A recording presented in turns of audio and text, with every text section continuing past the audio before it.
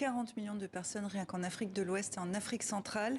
Guillaume Compin, la semaine dernière, les dirigeants du G7 ont décidé de débloquer 4,5 milliards de dollars pour lutter contre la crise alimentaire mondiale. Est-ce que vous en êtes satisfait? Non, pas vraiment. On aurait aimé un chiffre supérieur. Comme je le disais tout à l'heure, c'était 45 milliards qui sont demandés sur les appels humanitaires à travers le monde. Rien que pour l'Afrique de l'Ouest et le Sahel, c'est plus de 4 milliards. Et on se doute bien que les investissements vont être dispersés entre différentes régions du monde. Donc ça ne nous satisfait pas en termes de montant. Quels sont les enjeux particuliers en Afrique de l'Ouest et en Afrique centrale? Est-ce qu'ils sont différents d'ailleurs?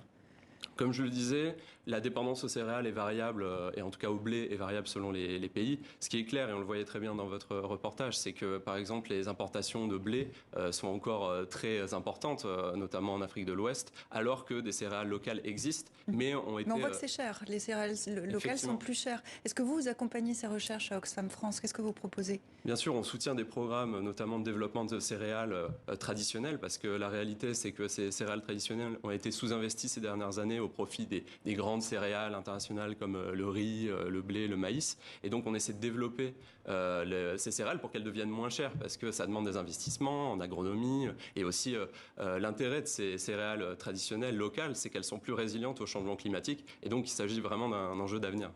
On voit que les mois qui arrivent vont être compliqués, très compliqués. À Oxfam France, qu'est-ce que vous faites pour aider ces populations?